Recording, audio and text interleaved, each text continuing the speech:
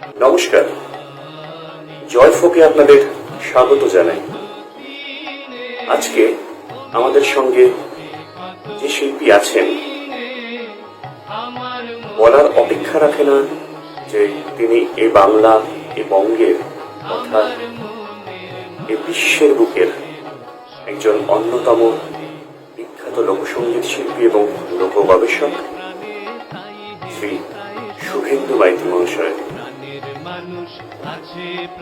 প্রথমে স্যারের একটি গান দিয়ে আমাদের এই অনুষ্ঠানটি শুরু হবে এবং তারপরে একে একে আমরা প্রশ্নের দিকে এগোবো এবং চলবে তার সাথে। বলছেন সঙ্গীতের মধ্যে নিঃস্ব নিঃস্ব না হলে তোমার গতি নাই। নিঃস্ব হতে সর্বার্থে নিঃস্ব। তোমার ভেতরে যে আমিত্বটুকু আছে, কেবল যশ প্রতিষ্ঠা খ্যাতি অর্থ নয়, তোমার ভেতরে যে আমিত্বটুকু আছে তাকেও বিসর্জন দাও।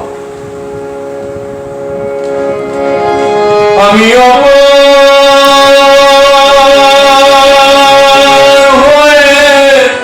বসে আছি ওহে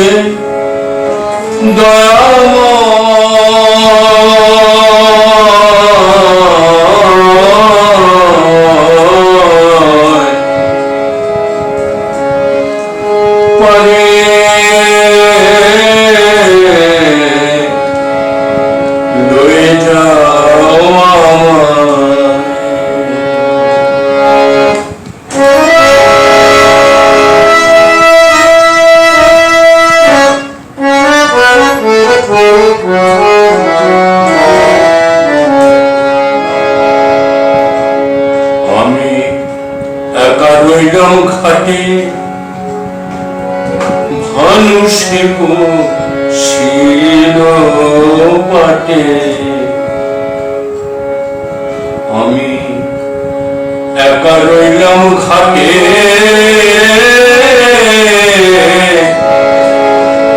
ভানুষে ছিল পাটে।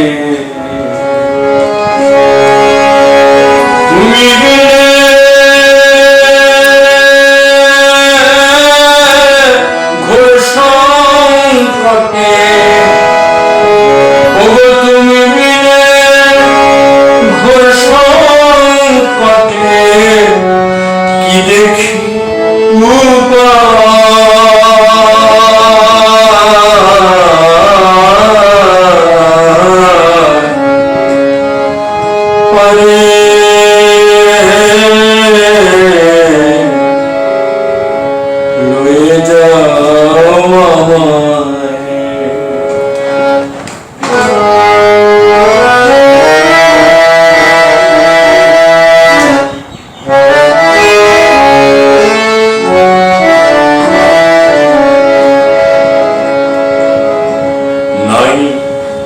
আমার ভজন সাধন চিরদিন পথে গমন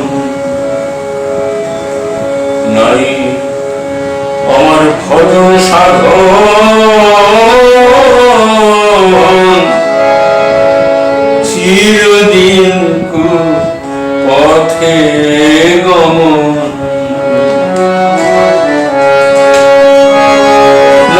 শুনেছি পতিত পাবন, ও তোমার নাম শুনেছি পতিত পাবন, তাইতে দিদোহা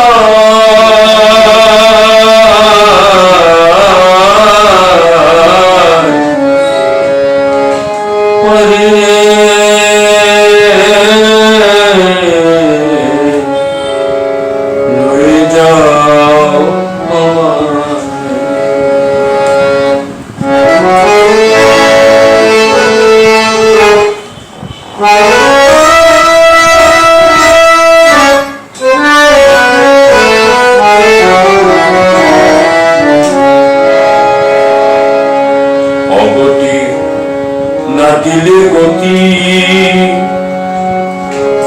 ও নামে হবে অখ্যাতি।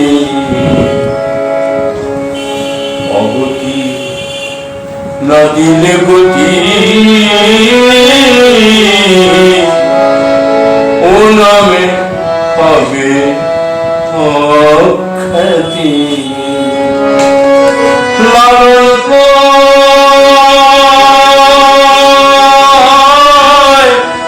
অকুলের প্রতি, লালন কয় অকুলের প্রতি। কে বলবে তোমার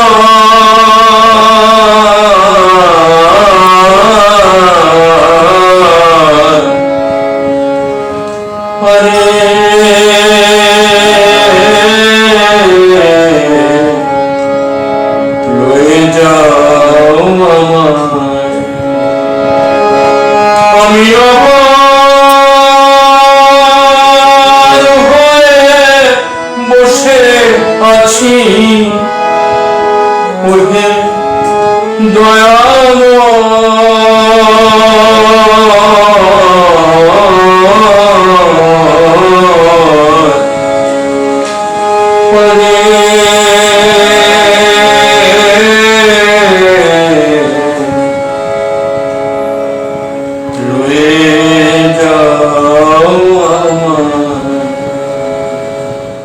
স্যার, প্রথমেই আমি আপনাকে যে প্রশ্নটা করতে চাই সেটি হলো, লোক সংস্কৃতি আসলে কি এবং তার রক্ষার্থে জনগোষ্ঠীর কি করণীয়? এই শব্দটির একটি আন্তর্জাতিক সংজ্ঞা আছে, সেটা হলো লোকসঙ্গীত আসলে সমজাত সঙ্গীত এবং শ্রমজীবী মানুষের অবসর বিনোদনের সঙ্গীত। আমি আবার উচ্চারণ করি শব্দটি। লোকসঙ্গীত মূলত শ্রমজাত সঙ্গীত এবং শ্রমজীবী মানুষের অবসর বিনোদনের সঙ্গীত।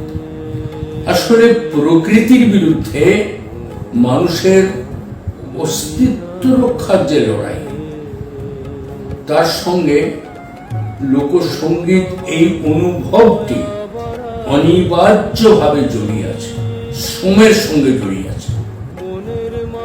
ছোট উদাহরণ দেখি। চিরাকুটি চিরাকুটি মূল গাছের তলেতে, ও দিদি কুটুমাই সাছে বাড়িতে। চিরাকুটি চিরাকুটি মূল গাছের তলেতে, ও দিদি কুটুম আইসাছে বাড়িতে। আগ দুয়ারে কুটুম আইসা পানের বাটা চায়, পাঁচ দুয়ারে মাইঝা বউয়ে ঘুমটা দেয় মাথায় গো। ও দিদি কুটুম আইসাছে বাড়িতে। এই ছন্দটি যে জানে সে জানে যে ঢেকির গান। ঢেকিতে পাট দিতে হলে দুটি মেয়েকে একসঙ্গে পাটটি দিতে হয়, আর ঢেকে গোড়াতে যে বসে থাকে সে ফাঁকে ঢেকে যখন উপর দিকে উঠবে তখন সে ধানটা কাঁচিয়ে দেয়। এই গানটি না থাকলে ওই দুটি মেয়ে একসাথে ঢেকিতে পাট দিতে পারবে না, বা সামনে বসে আছে ওর হাতের মধ্যে পড়ে যাবে কিন্তু নেকি। কারণ এই শ্রমের সাথে এই গানটি জড়িয়ে গেছে, শ্রমজাত। 8টা মাঝি বা 6টা মাঝি যখন একসাথে দাঁড় ফেলছে নৌকোতে, একই ছন্দ যদি না থাকে, নাম ছাড়িয়াতে বাধা মুরাইয়াতে মারাইয়া চলে মাঝে মাঝ দইয়া রিয়া রে ভাই মাঝ। এই ছন্দটার ভেতরেই একসাথে দাঁড় ফেলার একটা ছন্দ মিশে আছে। একসাথে দাঁড়টা না পড়লে, বেতাল দাঁড় পড়লে নৌকো উল্টে যাবে। কাজে সময়ের সাথে জড়িয়ে আছে। তালই পালঙ্কে ঘুমাইছে সোনা মাই গো, তালই পালঙ্কে ঘুমাইছে। ছাপ্পাটের গান, 50টা একসাথে কাঠের মুখ দিয়ে ছাদ পেটাতে বসে এই তাল দেখুন, তালই পালঙ্কে ঘুমাইছে সোনা মাওই গো, তালই পালঙ্কে ঘুমাইছে। এই ছাদ পেটার গান নজরুল লিখলেন, এই তাল দেখুন একই তাল। সারাদিন পিটি কার দালানের ছাত গো, সারাদিন পিটি কার দালানের ছাত গো, পেট ভরে ভাত পাই না ধরে আসে হাত গো, সারাদিন পিটি কার দালানের ছাত গো। প্রতি ছাদ পেট 50 সঙ্গবদ্ধ শ্রম, যৌথ শ্রম, তার সঙ্গে লোকসঙ্গীত এই শব্দটি জড়িয়ে থাকে। আবার সারাদিন তো মানুষ কাজ করে না, যে শ্রমজীবী মানুষ তারও আনন্দ আছে, বেদনা আছে, প্রেম আছে, বিরহ আছে, ক্রোধ আছে, প্রতিহিংসা আছে, সব কিছু আছে, এবং তার সেই অভিব্যক্তির প্রকাশও আছে তার সঙ্গীতে। ফলে লোকসঙ্গীত হলো সমজাত সঙ্গীত এবং সমজীবী মানুষের অবসর বিনোদনের সঙ্গীত। এই সঙ্গীত বেঁচে থাকবে তার নিজস্ব প্রাণশক্তিতে। প্রশ্ন করেন অনেক, আমরা লোকসঙ্গীতকে বাঁচিয়ে রাখার জন্য আমাদের কি করণীয়? কিচ্ছু করতে হবে না। লোকসঙ্গীত সে তার নিজস্ব প্রাণ শক্তিতে বেঁচে থাকবে, নিজেকে নিজে পরিবর্তন করতে করতে বেঁচে থাকবে। শ্রমের যখন রূপ পরিবর্তন হতে থাকবে, সেই রূপ পরিবর্তনের সাথে সাথে বহু লোকসঙ্গীত বিলুপ্ত হবে। ঢেকি বিলুপ্ত হয়ে যাওয়ার সাথে সাথে ঢেকির গানও বিলুপ্ত হবে। দাঁড় টানা নৌকোর পরিবর্তে যখন ভুটভুটি চালানো নৌকা চালাবে মাঝিরা, তখন সারি গান বিলুপ্ত হবে আস্তে আস্তে। প্রয়োজন পূর্বে তার কালের প্রয়োজনে, শ্রমের রূপ পরিবর্তনে, তখন নতুন গান তৈরি হবে লোকসঙ্গীতে। কাজেই খেটে খাওয়া মানুষ, গরিব মানুষ, গায়ে গতরে শ্রম করে যারা, তারাই পাল্টাবে। আমাদের কষ্ট করে শহরের মানুষদের এই পাল্টানোর দায়িত্বটা না নিলেই চলবে। আমাদের কি করণীয় সেটা আমরা পরে একসঙ্গে আলোচনা। লোকগান এবং লোক সংস্কৃতিকে বাঁচিয়ে রাখার জন্য আগামী দিনে কি কি পদক্ষেপ নেওয়া ভীষণ প্রয়োজন এবং গুরুত্বপূর্ণ?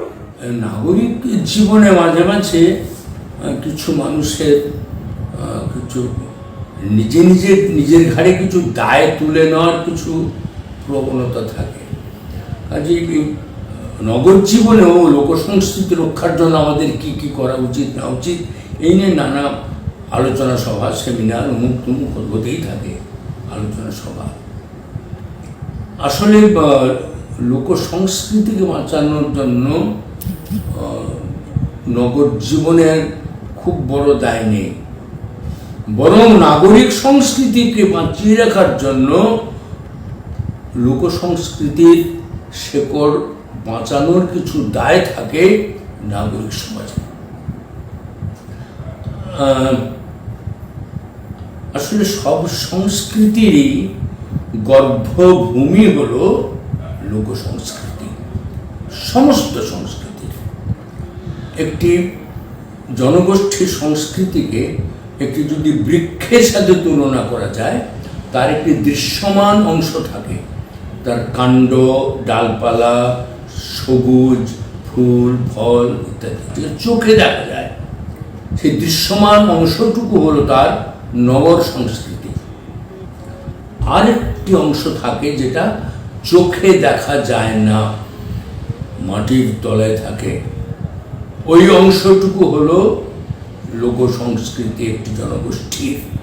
ওই নিচের অংশ যদি না থাকে তাহলে ওর উপরের সবুজটিও কিন্তু বিনষ্ট হবে। এটা নাগরিক জীবনে একটু বোঝার দায় আছে। আসলে লোক সংস্কৃতির বীজ কিভাবে রক্ষিত হবে? এই বাণিজ্যিক স্রোতে তার পণ্যায়নের হাত থেকে কি করে লোক সংস্কৃতির যে মূল বীজটিকে আমরা রক্ষা করতে পারি, এই বিষয়ে বোধহয় নগর জীবনের একটা দায় থাকে। কেন এই সংরক্ষণ, এই বীজ সংরক্ষণের দায়টি নাগরিক দায়। এটা লোকসংস্কৃতি শিল্পীদের দায় নয়, কারণ এর সঙ্গে প্রযুক্তি যুক্ত থাকে, এর সাথে মেধার সৃজন মেধার দরকার, অন্য সৃজন মেধা এবং সাংগঠনিক মেধা লাগে। এর জন্য সংগ্রহশালা করতে হয়, বিজ্ঞানকে ব্যবহার করতে হয়। কিভাবে সংস্কৃতিগুলি তার বীজটাকে রক্ষা করবে। আসলে আমাদের দেশে হাইব্রিড চাষের কল্যাণে প্রায় ৩,৫০০ প্রজাতির ধানের বীজ অবলুপ্ত হয়ে গেছে ইতিমধ্যে। শুধু ধান নয়, গানেরও বীজ অবলুপ্ত হচ্ছে হাইব্রিড চাষের উৎপাদে। সংস্কৃতির ক্ষেত্রে ওটা হবে, তার পাশাপাশি বীজটাকে সংরক্ষণ করার কিছু দায় থাকে মানুষের। নগরে যারা আমরা সংস্কৃতি চর্চা করি, আমাদের কিছু দায় থাকে। সে দায়টা একটাই, আসলে লোক সংস্কৃতিও তো আমাদের আর পৌরে মায়ের মতো হলুদের দাগ লাগা সাজো কাঁথা শাড়ি পরা আটপৌরে মা। বাড়িতে অনেক দামি তোয়ালে থাকলেও খাওয়ার পর মুখ মোছার জন্য সেই আঁচলের পেছনে দৌড়তাম আমরা। সেই আটপৌরে রূপটিকে রক্ষা করতে হবে লোকসঙ্গীতের। তাকে গায়ে বিদেশি পারফিউম লাগিয়ে মুখে চুলে রং করে মাকে রাস্তা দাঁড় করাতে যাতে না হয়, সেদিকে নগর জীবনকে একটু বোধহয় নজর দিতে হবে। পুনর্গঠন হবেই, পৃথিবীব্যাপী ঘটেছে। পৃথিবীর সমস্ত শিল্পীরাই, বড় বড় যারা মনীষী যারা সংস্কৃতি জগতের, তারা সকলেই লোক সংস্কৃতির অফুরান ভাণ্ডারকে, মূল্যবান ভাণ্ডারকে গ্রহণ করেছেন, আত্মস্থ করেছেন এবং আত্মীকরণের ভেতর দিয়ে নতুন সঙ্গীত ধারার জন্ম দিয়েছেন। তাকে লোক সংস্কৃতি বলে, লোকসঙ্গীত বলেননি, নতুন ধারার জন্ম দিয়েছেন। আমাদেরও সে কাজটা করতে হবে, লোক সংস্কৃতির ভাণ্ডারকে ব্যবহার করে। তার ভেতর দিয়ে সংস্কৃতি পুনর্গঠিত হবে। লোক সংস্কৃতি যুগ যুগ ধরে বিভিন্ন দেশে এই কাজটাই হয়েছে। এই কাজটা আমাদের করতে হবে। কেবল মোটিভটা পরিবর্তন দুভাবে হয়, একটা স্বভাব পরিবর্তন, আরেকটি পরিবর্তন হচ্ছে বাণিজ্যিক কারণে তার পরিবর্তন ঘটিয়ে দেওয়া। পরিবর্তন হওয়া আর পরিবর্তন ঘটানো দুটো এক জিনিস নয়। এই বাণিজ্যিক কারণে যে বিপর্যয়গুলি ঘটে সংস্কৃতির ক্ষেত্রে, লোকসঙ্গীতের ক্ষেত্রে, সেগুলির থেকে সতর্ক থাকতে আমাদের পরবর্তী প্রজন্মকে বলতে হবে, সাবধান করতে হবে। স্যার, আপনি তো চাইলে সঙ্গীতের অন্যান্য ধারাগুলো নিয়েও কাজ করতে পারতেন, কারণ সেদিকেও আপনার দক্ষতা সম্পর্কে আপামর বাঙালিরা সকলেই জানেন। কিন্তু লোক সংস্কৃতি এবং লোকগান নিয়েই কাজ করতে শুরু করলেন কেন? তার কি কোনো নির্দিষ্ট কারণ ছিল? আমি কেবলমাত্র লোকগান নিয়ে কাজ করি এটা পূর্ণ সত্য নয়। কৈশোর থেকেই আমার বাংলা নাগরিক গান, আমার মাসির বাড়িতে একটা কলের গান ছিল আর অজস্র রেকর্ড ছিল। আমি ক্লাস 6-7 থেকে সেই রেকর্ডগুলি থেকে গান তুলতে পারতাম।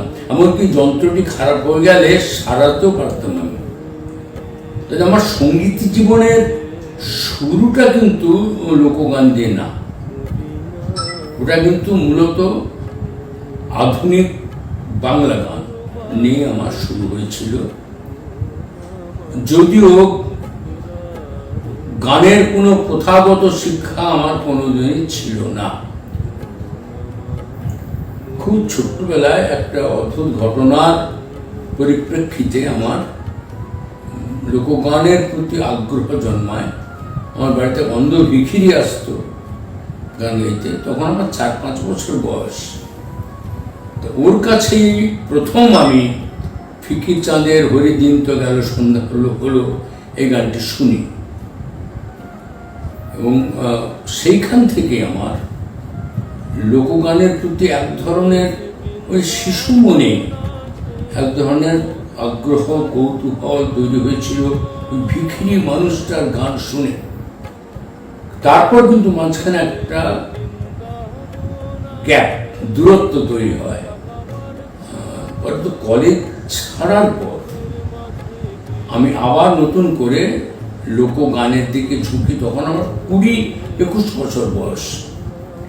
তখন আমি একটু একটু করে আবার লোকগানের দিকে ঝুঁকতে শুরু করি কাজে। এবং এটা আপনারা সকলেই জানেন যে বাংলা নাগরিক সঙ্গীতের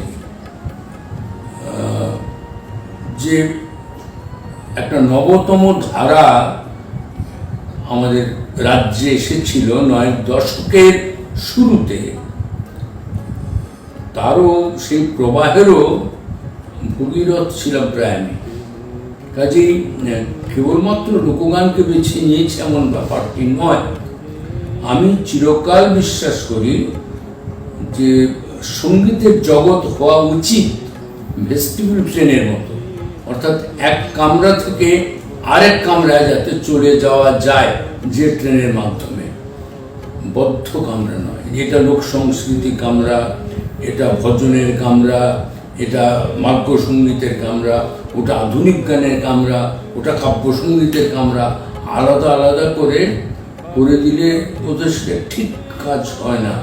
এক কামরা থেকে আরেক কামরাতে চলে যাওয়ার একটা অবস্থা থাকা উচিত।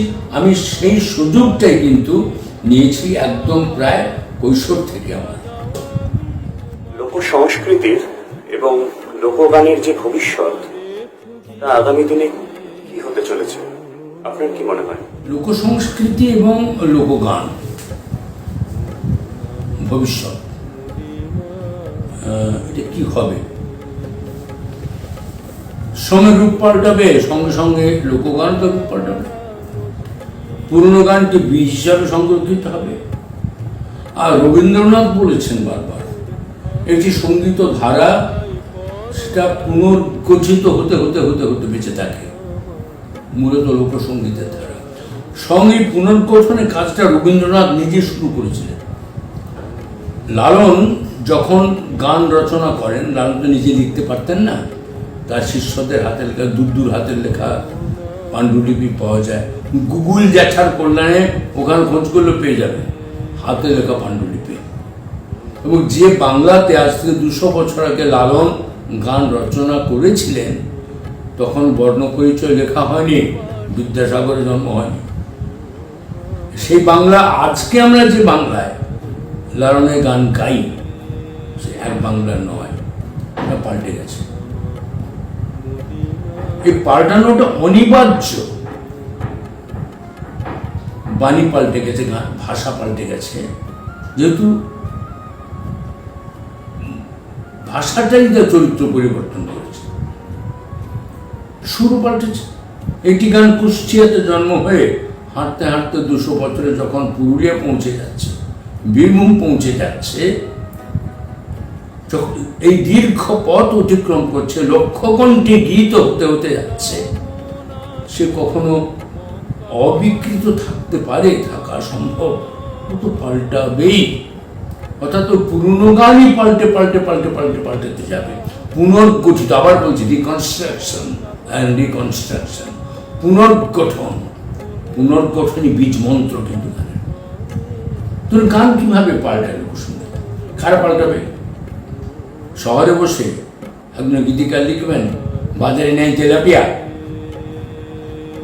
বা টুনির মা, সেটাকে লোক সঙ্গীত বলে আমাদের মেনে নিতে হবে না? রবি বাগদি যখন লিখছেন, আমি গান শোনে, একটা শোনানোর মতো বিষয়টি অনেক পরিষ্কার হবে। রবি বাগদি গান লিখতে পাল্টাচ্ছে কি হবে? গান দেব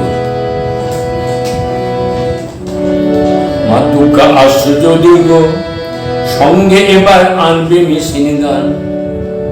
ওমা অসুরদের ওই অত্যাচারে, অসুরদের ওই অত্যাচারে, ও তোর ছেলেদের বাঁচে না প্রাণ, সঙ্গে এবার আনবি মেশিন গান। মা দুর্গাকে রবি বাগদি বলছে যে মা তখন একটা ওষুধ ছিল, একা তুমি মেরেছো ওই ত্রিশূল দিয়ে, এখন এত ওষুধ এক ত্রিশূলের কম্য নয়, এরপর যখন আসবে মেশিন গান নিয়ে আসবে।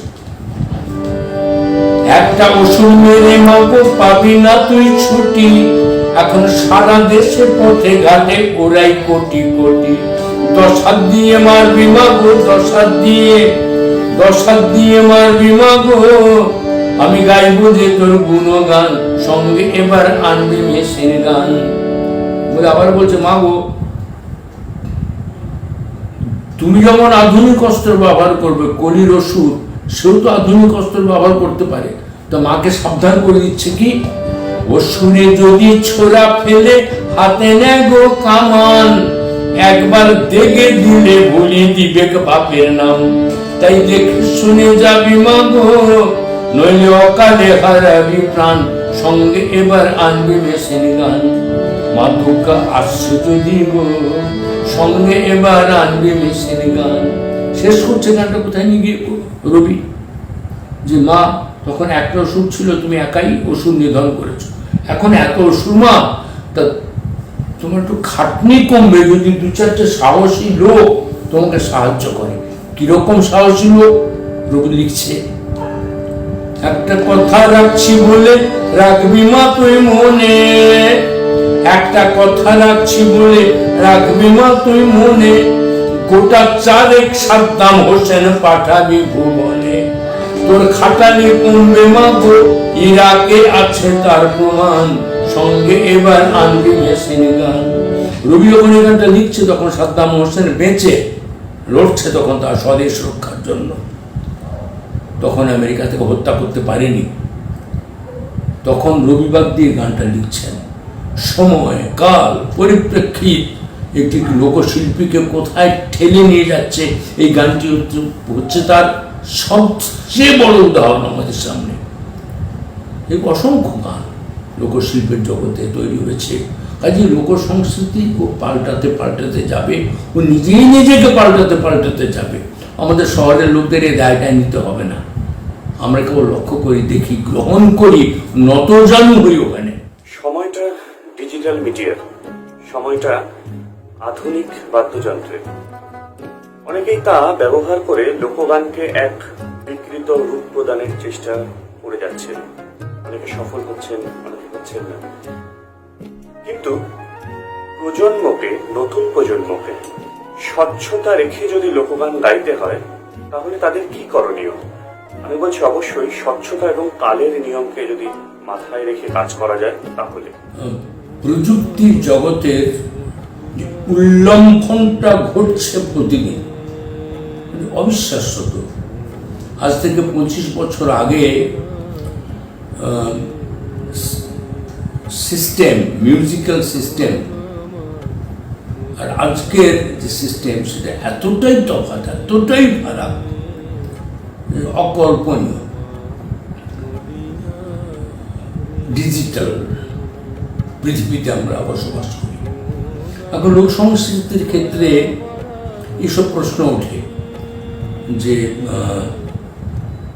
অধিক যন্ত্রের ব্যবহার, এটা কি গানে ক্ষতি করছে?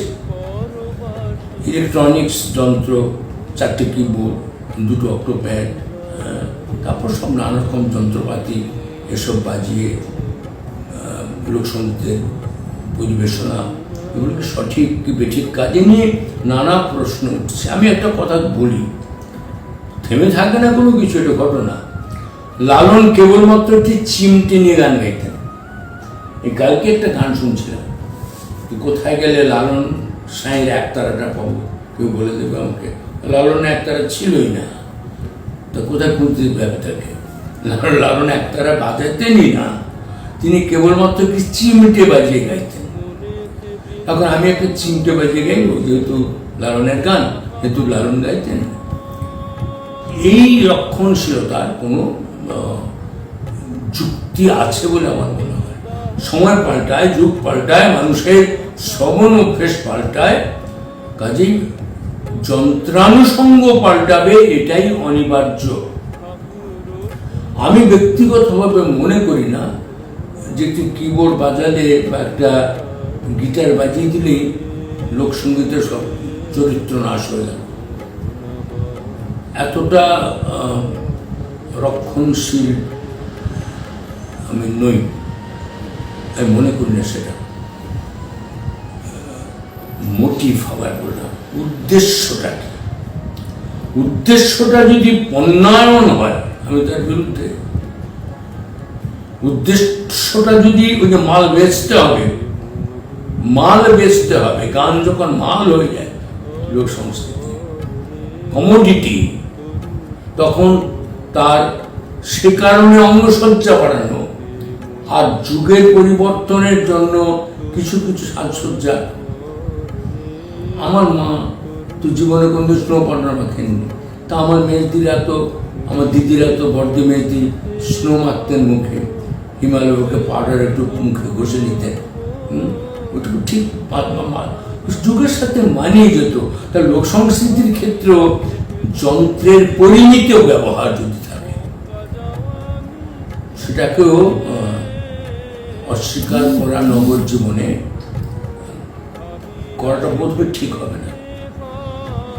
আবার ততটাই খারাপ লাগবে দেখতে যে গ্রামের একজন সাধারণ, খারাপ লাগে দেখতে, লাগবে না, দেখতে খারাপ লাগে যে চকরা বকরা এইসব আলখাল্লা মার্কা জামা কাপড় পরে যখন কিবোর্ড, সিনথেসাইজার, অক্টোপ্যাড, হ্যান্ডসনিক এইসব যন্ত্র নিয়ে মঞ্চে উঠে লালন ফকিরের গান চিৎকার করে গাইতে থাকেন, তখন দেখতে খারাপ লাগে। মনে হয় যে ওই বাজার ধরার জন্য এটা করছে। যেখানে যেটা মানায়, আমাদের দেশে গ্রামীণ শ্রোতাকে খুব অবমূল্যায়িত করাটা বোধহয় ঠিক হবে না।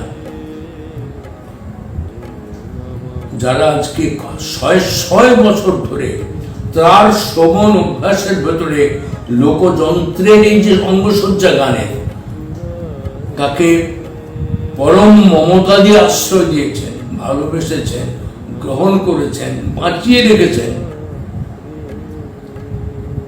তাদের জন্য এসব করতে হবে বিশ্বাস করি না। নগর জীবনে কোনো কোনো ক্ষেত্রে এসব করতে হয়, সব বাণিজ্যিক কারণে করতে হয়। অর্থাৎ একজন ভাবশিল্পী যেভাবে গাইবেন, একজন বাণিজ্যিক শিল্পী সেভাবে গাইবেন না, তার সে ক্ষমতাও নেই। কেবলমাত্র একটি একতারা হাতে নিয়ে, একটু ডুগিয়ার একতারা নিয়ে মঞ্চে উঠে গান গাইবেন, সেই হিম্মতও নেই এই নাগরিক শিল্পীদের। ও তথা ভাবশিল্পীরাই পারেন, ওই গ্রামের মানুষরা তারাই পারেন।